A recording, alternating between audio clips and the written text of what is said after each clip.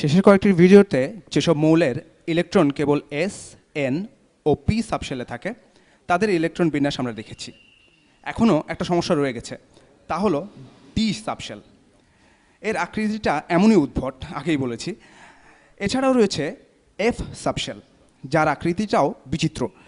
এদের দেখতে বা এদের নিয়ে ভাবতে মজাই লাগে, কিন্তু ইলেকট্রন বিন্যাস বোঝার জন্য এরা অতটা গুরুত্বপূর্ণ নয়। এখন প্রশ্ন ওঠে, যখন আমরা ডি আর এফ সাবশেল পূরণ করতে থাকব তখন কি ঘটবে? এটা সম্পর্কে একটা সাধারণ ধারণা হলো, যে শক্তি স্তরে আপনি আছেন তার সংখ্যা হলো পর্যায় সারণীতে মৌলটি যে পর্যায়ে অবস্থান করে তার সংখ্যা। পেজটা ঠিক করেই একটু বামে আনলে আমি পুরো সারণীটা দেখতে পাবো। আচ্ছা, এটা হলো পর্যায় 1। আমি গাঢ় রঙে এটা লিখছি। পিরিয়ড 1, 2, 3, 4, 5, 6। আমার মনে হয় সংখ্যাগুলো কোনো মতে দেখা যাচ্ছে। হ্যাঁ, তো প্রত্যেকটি সারি হলো এক একটা পর্যায়। এখন ইলেকট্রন বিন্যাস বের করার জন্য শেষ ভিডিওতে আমরা এটা করেছিলাম। আমরা হিলিয়ামকে রাখবো, হিলিয়ামটা কপি করি, আমরা হিলিয়ামকে এস ব্লকে রাখবো, এইখানে রাখবো। আপনার কৌতূহল মেটাতে বলি, কেন হিলিয়ামকে এখানে রাখা হলো? কারণ এই গ্রুপের মৌলগুলোর সাথে হিলিয়ামের ধর্ম মিলে যায়। এই কলমগুলোকে বলা হয় এক একটি গ্রুপ। গ্রুপ। ভ্যালেন্স ইলেকট্রন নিয়ে আলোচনার সময় বলবো কেন এদের ধর্ম বিভিন্ন হয়, কিন্তু ইলেকট্রন বিন্যাসের কারণে আমরা একে এস ব্লকে বসাবো। এটা মনে রাখা খুব কঠিন না, কারণ কেবল একটা মৌলকে সরাতে হয়েছে এবং এটা মিলেও যায়। 1s1, 1s2 ইত্যাদি। এরপর যা করতে হবে তা হলো ব্লকগুলো লিখে ফেলতে হবে। আমি অনেকবার এটা বলেছি। এটা হলো এস ব্লক, এখানে ডানে এটা হলো পি ব্লক, আমি লিখছি এটা পি ব্লক। মাঝখানে এটা হলো ডি ব্লক, এটা হলো D block, D block, D block. এখন যদি আপনি কোনো মৌলের ইলেকট্রন বিন্যাস বের করতে যান তবে তা এই ক্রমধারায় পূরণ করতে হবে। কিন্তু কিছু মৌল যেমন ক্যালসিয়াম, ইলেকট্রন 4s2তে শেষ হয়ে যাবে। 4s1, 4s2। আমি যদি এর চতুর্থ শক্তি স্তরটা লিখি তবে দেখা যাবে 4s2, 4s2। এরপর আপনি ডি ব্লক পূরণ করা শুরু করবেন। তো কোনটা দেখাই এখন? ক্যালসিয়াম দেখিয়েছি, এখন লোহারটা দেখাই, যেটা ডি ব্লকে আছে। তো দেখা যায় এটা আসলে একটা আর্টিফ্যাক্ট। এটা নিয়ে আমি পরে বিস্তারিত একটা ভিডিও বানাবো। এটা ডি অরবিটাল পূরণ করে এসে আবার তৃতীয় শক্তি স্তরে প্রবেশ করে, কারণ ডি অরবিটালটা তৃতীয় শক্তি স্তরের শূন্যস্থানে এঁটে যায়। তো আপনাকে যেটা করতে হবে তা হলো উপরের একটা ডি ব্লক শক্তি স্তর আগে পূরণ করে আসতে হবে। অর্থাৎ আপনি ডি ব্লকের যে পর্যায়েই থাকেন না কেন, কোন শক্তি স্তরে ডি ব্লক পূরণ হবে তা জানতে পারবেন পর্যায় সংখ্যা থেকে 1 বিয়োগ করে। এখন লোহা হচ্ছে 1, 2, 3, 4, 5, 6 ডি ব্লকের ষষ্ঠ মৌল। তো এতে D6 থাকবে, কিন্তু 4d6 হবে না, এটা হবে 3d6। 3d6 হবে। আমি এটা বের করেছি, যেহেতু এটা চতুর্থ পর্যায়ে আছে তাই 4 থেকে 1 বিয়োগ করে। এটাই হলো লোহার সর্বোচ্চ শক্তির 8টি ইলেকট্রন। ঠিক আছে, 4s2, 3d6। যদি আমি বলি লোহার সর্ববহিষ্ঠ শক্তি স্তরে কয়টি ইলেকট্রন আছে, তবে উত্তর হবে 2টি ইলেকট্রন। আর যদি বলি কোন শক্তি স্তরে সবচেয়ে বেশি শক্তির ইলেকট্রন আছে, তবে হবে এগুলো। আমি আরেকটা মৌলের ইলেকট্রন বিন্যাস পুরোটা দেখাবো। কোনটা দেখাই? কোনটা কোনটা কোনটা হতে পারে? কপার দেখাই।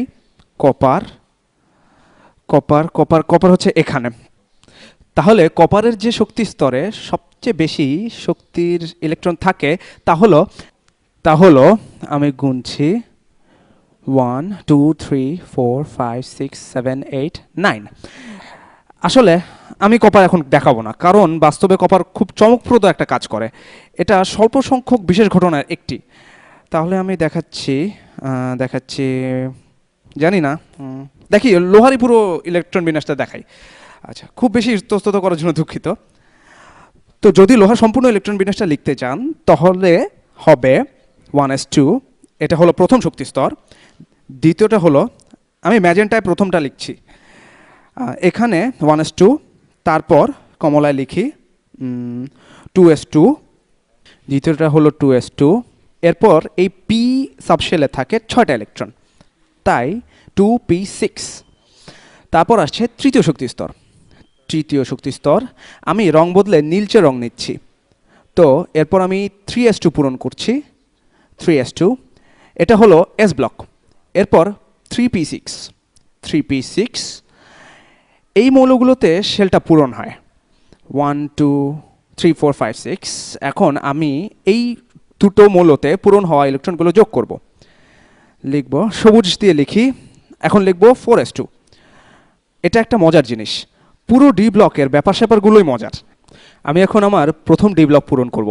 প্রথম ডি ব্লকটা 1 2 3 4, 1 2 3 4 5 6, কিন্তু এটা চতুর্থ শক্তি স্তরে হবে না, বরং এটা 4 বিয়োগ 1তম শক্তি স্তরে হবে, অর্থাৎ তৃতীয় শক্তি স্তরে, অর্থাৎ এটা হবে 3d6।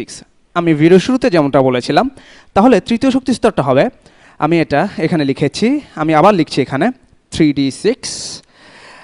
যদি আমি শক্তি স্তরের ক্রমধারায় লিখতে চাই তাহলে আমি এটা এভাবে লিখব। আর যদি আমি সর্বোচ্চ শক্তির ইলেকট্রনের ক্রমধারায় লিখি, মনে রাখবেন শেলগুলো নিউক্লিয়াস থেকে ইলেকট্রনের দূরত্ব বোঝার সবচেয়ে ভালো উপায়। তো এই ক্ষেত্রে এই উচ্চ শক্তির ইলেকট্রনগুলো নিউক্লিয়াস থেকে বেশি দূরে থাকবে, যদিও এর উপরেও শক্তির স্তর রয়েছে। তাহলে উচ্চ শক্তির ক্রমধারায় লিখলে একটা পাল্টাপাল্টি করতে হবে। কিন্তু রসায়নের গুরুত্বপূর্ণ বিষয়টা হচ্ছে সর্ববহিস্থ শক্তি স্তর।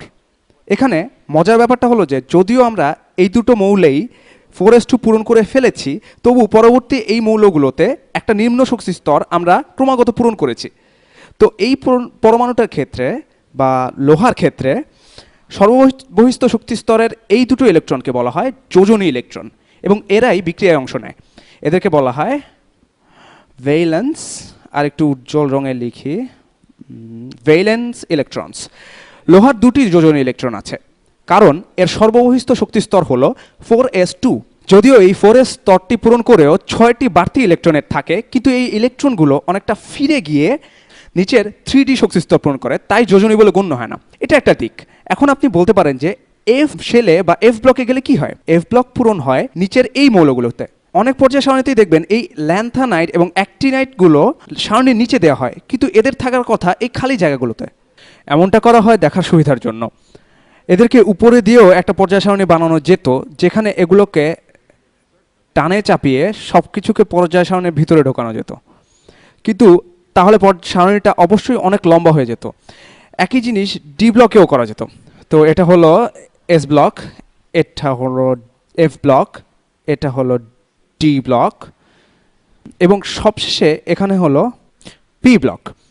যখন আমরা এফ ব্লক নিয়ে কাজ করছি তখন দেখি, যেমন ধরুন এই মৌলটা এল এ প্রতীকযুক্ত ল্যান্থানাইট মৌলটার ইলেকট্রন বিন্যাস দেখি, ল্যান্থানাইট মৌলটার ইলেকট্রন বিন্যাস দেখি।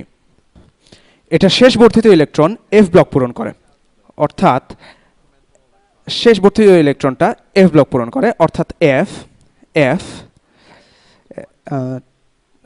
ছোট হাতে লিখতে হবে, অর্থাৎ এফ অরবিটালে একটি ইলেকট্রন থাকে, এবং এটা হলো ষষ্ঠ পর্যায়। কিন্তু এফ ব্লক মৌলের বেলায় পর্যায় সংখ্যা থেকে 2 বিয়োগ করতে হবে, তাই এখানে হবে 4f1, তারপর হবে 6s2, এস ব্লক পূরণ হবে, সারণী দেখুন।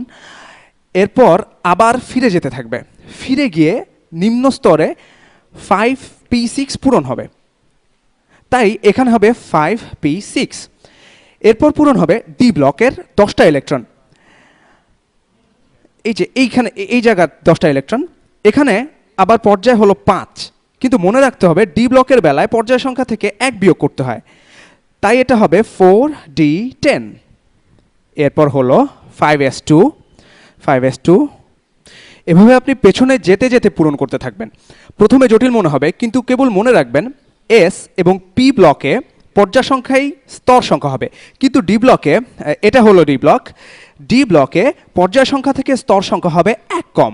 আর যখন এফ ব্লক পূরণ করবেন, যে মৌলগুলো আসলে বড়, সেক্ষেত্রে স্তর সংখ্যা হবে পর্যায় সংখ্যা থেকে 2 কম। পরবর্তী ভিডিওতে আমি এই মৌলগুলোর ইলেকট্রন বিন্যাস দেখাবো, কিন্তু এখন সময় শেষ। আমি এখানে মূলত রসায়ন ক্লাসের একটা পরিচিত বিষয়কে ভিন্নভাবে বোঝালাম। See you soon.